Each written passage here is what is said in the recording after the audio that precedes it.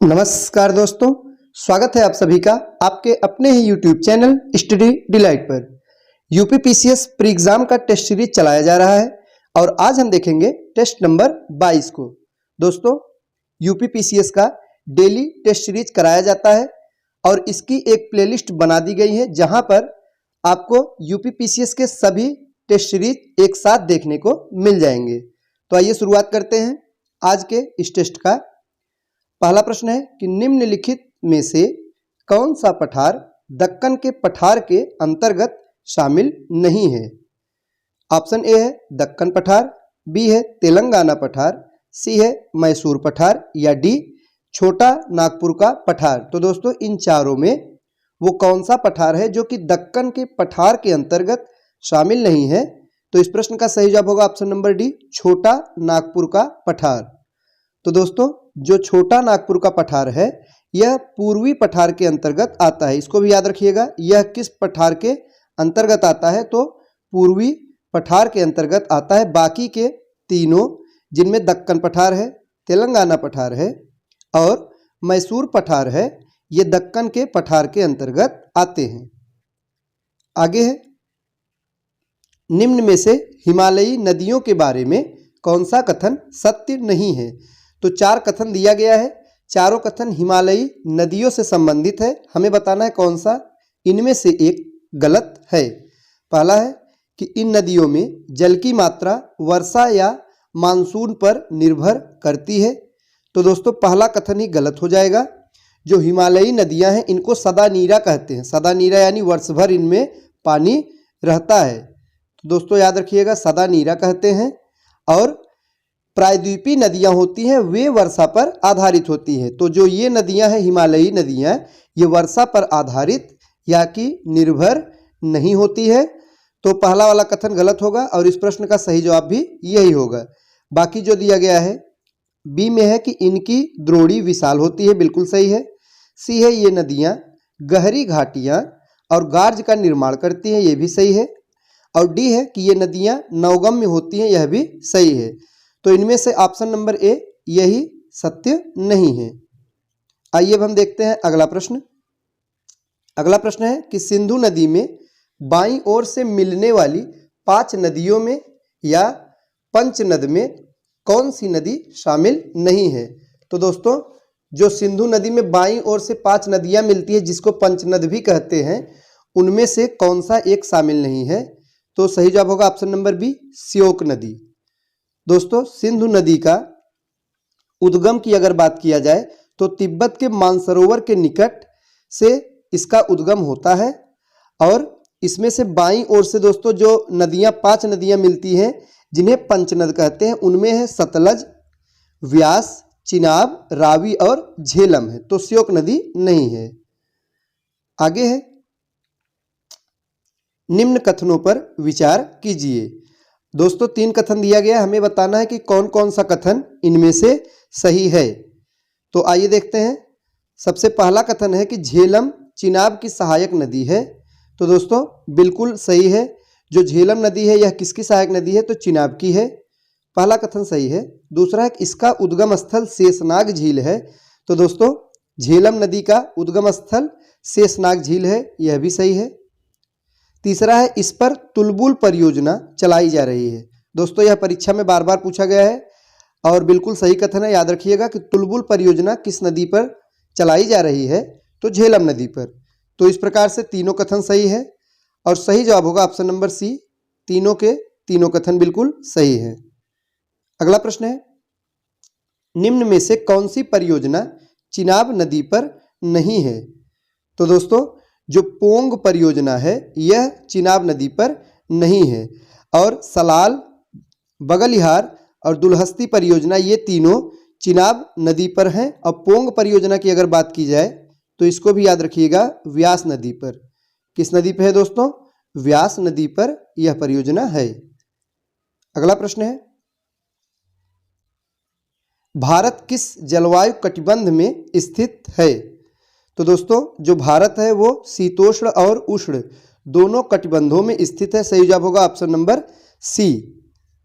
अगला प्रश्न है, सोम और जाखड़ किसकी सहायक नदियां हैं? तो दोस्तों सोम और जाखड़ ये जो है माही की सहायक नदियां हैं। सही जवाब क्या होगा? ऑप्शन नंबर सी, माही। और माही नदी का अगर उद्गम की बात की जाए दोस्तों तो विंध्याचल पर्वत के पश्चिमी भाग में स्थित मेहद झील से होता है। अगला प्रश्न है, कावेरी नदी के बारे में कौन सा कथन असत्य है यानी कि गलत है? तो पहला है कि इसका उद्गम ब्रह्मगिरि पहाड़ी से होता है, ये तो सही है।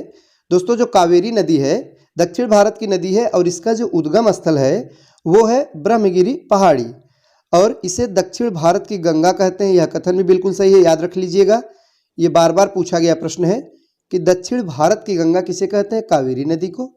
सी है शिव समुद्रम जलप्रपात इस पर स्थित है, यह भी बिल्कुल सही है। दोस्तों शिव समुद्रम जलप्रपात कावेरी नदी पर ही स्थित है। डी है प्राणहिता इसकी सहायक नदी है। तो दोस्तों जो ऑप्शन नंबर डी है ये गलत है, इसकी सहायक नदी जो है प्राणहिता नहीं है। तो सही जवाब होगा ऑप्शन नंबर डी। अगला प्रश्न है, निम्न में कौन सुमेलित नहीं है? परियोजनाएं और नदी से संबंधित प्रश्न है। आइए देखते हैं कौन सा सुमेलित नहीं है। पहला है कि थीन बांध परियोजना रावी नदी दिया है, बिल्कुल सही है, ये परियोजना रावी नदी पर है। दूसरा माता टीला बेतवा नदी, दोस्तों यह भी सही है, माता टीला बेतवा। तीसरा है फरक्का बैराज जो कि हुगली नदी पर है, तो यह भी सही है। और जो डी दिया गया है राजघाट परियोजना यमुना नदी, तो दोस्तों यह गलत है। राजघाट परियोजना बेतवा नदी पर स्थित है, याद रखिएगा, बेतवा नदी पर स्थित है राजघाट परियोजना। तो ऑप्शन नंबर डी यही सही सुमेलित नहीं है। अगला प्रश्न है, कुचिकल जलप्रपात किस नदी पर स्थित है?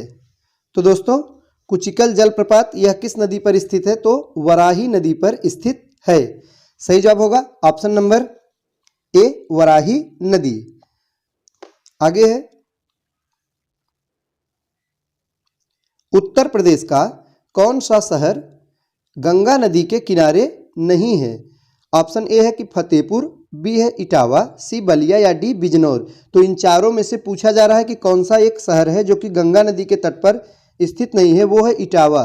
दोस्तों जो इटावा है यह गंगा नदी के किनारे स्थित नहीं है बल्कि यमुना नदी के तट पर स्थित है। इटावा शहर यमुना नदी के तट पर स्थित है, बाकी फतेहपुर, बलिया, बिजनौर ये तीनों गंगा नदी के किनारे स्थित है।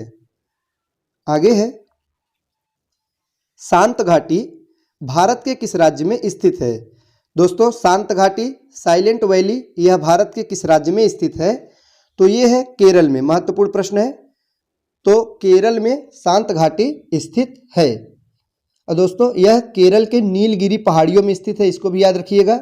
अगर कभी पहाड़ियों का नाम पूछेगा तो नीलगिरी पहाड़ियों में शांत घाटी स्थित है। अगला प्रश्न है, कौन सा कारण है कि मुंबई और कोंकण तट के निवासी तापमान की विषमता और ऋतु परिवर्तन का अनुभव नहीं करते हैं? तो दोस्तों इसका जो प्रमुख कारण है वो है समुद्री समकारी जलवायु के कारण। भारत की लंबी तट रेखा होने के कारण दोस्तों इन क्षेत्रों में समुद्री समकारी जलवायु पाई जाती है, यानी समुद्र की वजह से जो जलवायु है वो एक समान रहती है। समुद्र तट के निकट होने के कारण तो मुंबई कोंकण तट के जो निवासी हैं दोस्तों इन्हें तापमान की विषमता और ऋतु परिवर्तन का अनुभव नहीं होता है। और यहाँ पर शीत ऋतु हो चाहे ग्रीष्म ऋतु हो एक समान जो है जलवायु बनी रहती है, समकारी रहती है। अगला प्रश्न है, मानसून प्रस्फोट किसे कहते हैं? तो दोस्तों इस प्रश्न का सही जवाब होगा ऑप्शन नंबर सी, मानसून की पहली बारिश। याद रखिएगा, जो मानसून की पहली बारिश होती है दोस्तों उसे ही कहते हैं मानसून प्रस्फोट। और अरब सागर की शाखा से मानसून सबसे पहले भारत के केरल राज्य में जून के प्रथम सप्ताह में आता है। यह भी याद रखिएगा, परीक्षा में पूछा जाता है कि मानसून भारत में सबसे पहले किस राज्य में आता है, तो केरल राज्य में आता है। और जो कि अरब सागर की शाखा से यह मानसून आता है जून के प्रथम सप्ताह में। आगे है, जेट स्ट्रीम या अत्यधिक तेज पवन प्रवाह का संबंध वायुमंडल के कौन से मंडल से है? तो दोस्तों क्षोभ मंडल से है। तो इनका संबंध किससे है? क्षोभ मंडल। जो अत्यधिक तीव्र गति के पवन प्रवाह है दोस्तों या कि जेट स्ट्रीम है, यह वायुमंडल के क्षोभ मंडल में पाए जाते हैं। आगे है आगरा और दार्जिलिंग एक ही अक्षांश पर होने के बावजूद भी यहां एक समय में तापमान का अंतर क्यों पाया जाता है? तो दोस्तों आगरा और दार्जिलिंग दोनों एक ही अक्षांश पर स्थित हैं, इसके बावजूद यहां पर तापमान का अंतर क्यों पाया जाता है? तो इसलिए पाया जाता है क्योंकि समुद्र तल से ऊंचाई होने के कारण तापमान में अंतर पाया जाता है। अगला प्रश्न है कोपेन के भारतीय जलवायुवीय वर्गीकरण के आधार पर ईटी प्रकार की जलवायु किसे कहा गया है? तो दोस्तों टुंड्रा तुल्य जलवायु को कहा गया है। सही जवाब क्या होगा? ऑप्शन नंबर डी, टुंड्रा तुल्य जलवायु। तो दोस्तों ये थे आज के महत्वपूर्ण प्रश्न। वीडियो अच्छा लगा हो तो लाइक करें। मिलते हैं हम अगले वीडियो में कुछ नए नए प्रश्नों के साथ। तब तक के लिए नमस्कार।